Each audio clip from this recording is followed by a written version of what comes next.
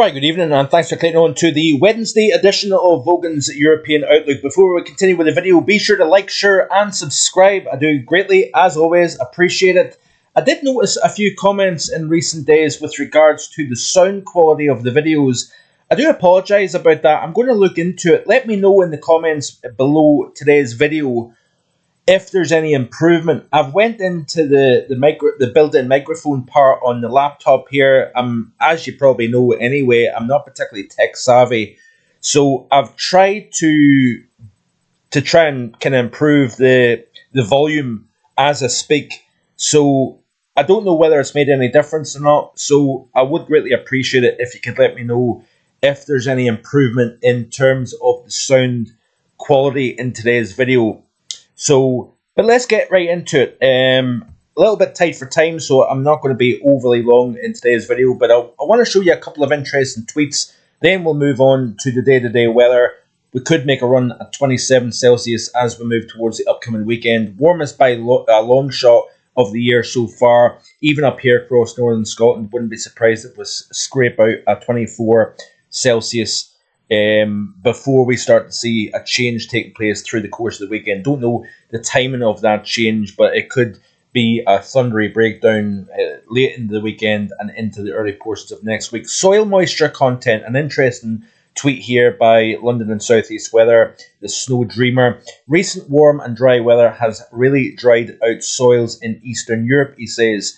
This is Daniel. A large contrast on west, which centres on France. Very wet soils. This is unlike anything we've seen on the eve of summer for a number of years. If you're looking for a hot summer with record-breaking heat, ideally you want to see this wet anomaly to the south dissipate. Things can quickly change, but this wet pattern seems to be recurring again and again.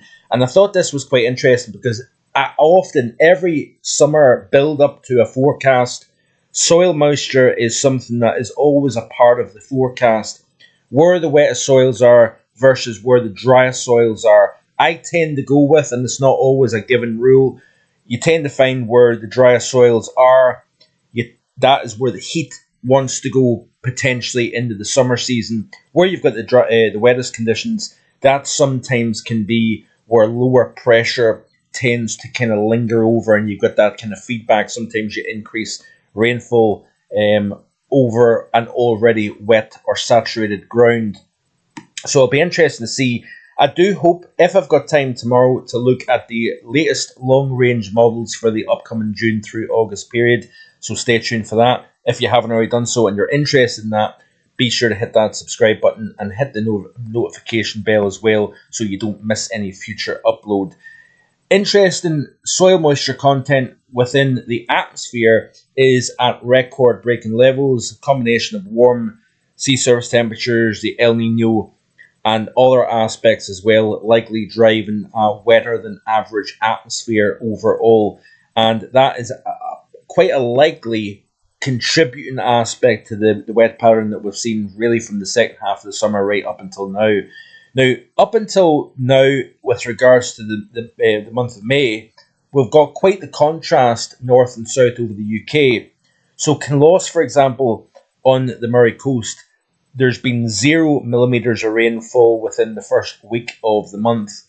First week or 6 days or whatever. Yeah, I think it is the first week, actually. Portland, on the other hand, on the opposite end of the country, has seen over a month's worth of rain so far. So 50 millimetres of rain, the average for the month of May is 43 millimetres.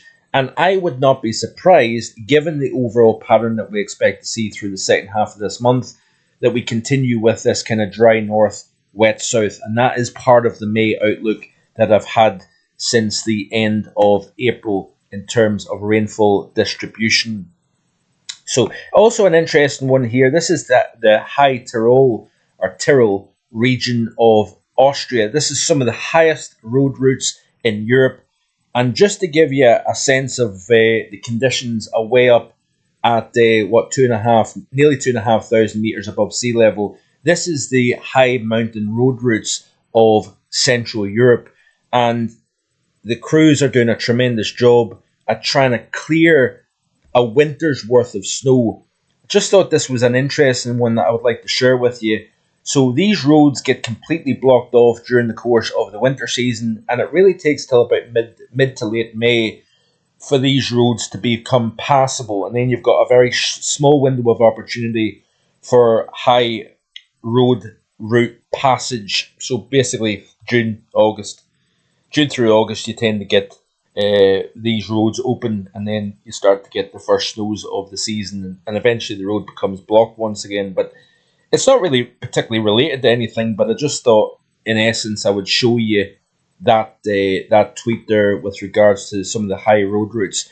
Interesting tweet here also by Aidan McGivern of the Met Office, showing that spring 2024 will end up wetter than average, even if the whole month of May was drier than average. So that just shows you how much rain we've seen during the month of March and April combined. It actually has made the whole season wetter than average, which I just thought that was quite noteworthy and worth pointing out. Now, he also has tweeted to say that the four seasons of spring 2023 to winter 2024 all had on average a south shifted jet. These maps show the wind anomaly at the height of the jet stream, and the blues to the south of the UK indicate stronger than average jet stream winds further south than normal. Now, we've got this block across the Greenland and across the North Atlantic. That is one of the standout reasons why the jet has been further south. I think another combination of the excessive rainfall is the warm Atlantic that we've got. There's no getting away from that. The strong El Nino that eventually did take over the atmosphere. It was slow to respond during the first half of winter, but then, as you've seen with the winter forecast, it became a very, very mild second half to the winter, and overall it was a top 10 warmest and wettest winter on record. So you can give your own opinions with regards to the reason why the jet stream has been south shifted. It could be a whole host of different things, but I thought nonetheless it was an interesting tweet that I thought I would share with you in today's video. So the latest CFSV2 upcoming 7 days, we can see that the high pressure, the centre of that high is just east of the UK and Ireland here, centred over the North Sea. As we move into week 2, you can see a change taking place. High pressure then gets forced up towards Scandinavia. Lower pressure becomes a little bit more established to the southwest of the UK and Ireland. That is quite a warm but also thundery and wet signal for the period between the 15th and the 22nd of May. Then as we move into the following week, higher pressure, a little bit stronger, and pushes that negative a little bit further to the west of the UK and Ireland. Now, looking at rainfall off the CFSV2, this is the upcoming 7 days. You can see here that we've got wet across the far north. That is frontal system associated with the northern boundary of the high and dry, largely from the central belt of Scotland southwards. Ireland, Northern Ireland, drier than average, and the majority of Europe is actually drier than average also. Here's that flip around as we move into week 2. So this is the 15th through the 22nd. I just showed you the shift in the 500 millibar pattern. You can see the wetter conditions across the south, but still average to slightly drier across the north, as I think areas of low pressure are going to get forced south. That high builds to the north kind of protects the northern UK, possibly Northern Ireland as well, from any rain, trying to push northwards. And I think the overall ideas for the month of May, I think, is playing out quite nicely, actually. Then as we look at the following week, you can see here that it's close to average, slightly above average rainfall across the far southwest and the south of Ireland here. But the signal becomes a little bit more wishy-washy as we move towards the latter half of the month. In terms of temperature, it's firmly warm than average. This is the upcoming 7-day period. This is the following, and this is week 3. You can see here that it is a warmer than average overall May. The question mark for in terms of the May outlook, at least, will be how much rainfall do we see. Now, this is the latest run of the ECMWF. The current high pressure centred over the south of the UK, generally keeping the majority of the UK high and dry, if you notice here, but we do have a weather front clinging on to the western fringes of Scotland, through the Western Isles, northwest mainland, western side of Ireland and Northern Ireland as well. We could see outbreaks of rain associated with that front. We've also got some showers popping up across parts of the Midlands, for example, Northern England into southern Scotland through the course of today. Now, as we play through the next few days, you can see here that frontal boundary laps across the top of the country here. So we do have outbreaks of rain. Quite a murky night, I think, as we move into tomorrow morning. Temperatures not probably dropping in most areas below 10 Celsius. So it's going to be quite a muggy night, I think. And then as we progress towards the end of the week and into the weekend, you notice here that we have a subtle shift. That area of high pressure gets shifted just a little bit to the east. That allows the air that is warmer to the south to then become drawn northwards here. And as we play into the weekend here, you can see that taking place. There's that centre of high pressure. Rather than being over the southeast, it's actually over and closer to Denmark. That then allows a frontal system to edge in. We've got more of a kind of south to southeasterly airflow. That's dragging in warmer air, and therefore we are going to see a notable rise in temperature as we go through the course of Friday and into Saturday. Now notice here that the model, with a little bit of a drop off in heights across the UK, we may have some heat-induced showers and embedded thunderstorms running north in that southerly airflow across the country during the course of Saturday afternoon. But generally speaking, I think they're going to be hit and miss.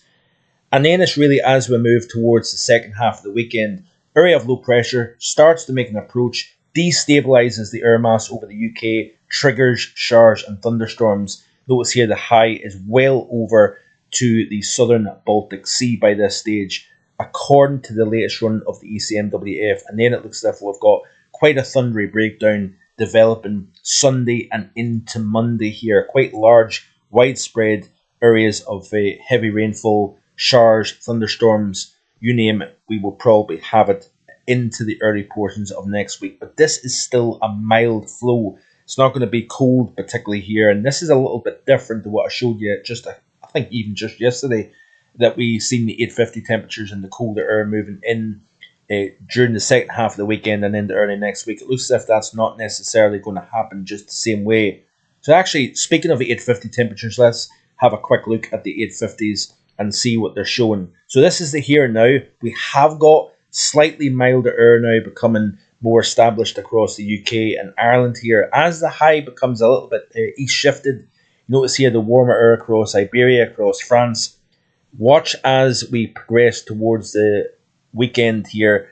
Nothing really significant, but we still have milder air at 850 millibars trying to lift north over the UK here. And as I say, instead of having those blues moving across the country, it looks as if they're actually going to get shifted south. We may actually see some fairly chilly conditions or cooler conditions for the time of the year across France and across Iberia here. The UK actually missing out on that, and it might actually see more humid air and warmer air getting wrapped around the northern flank of that low into the UK from the east.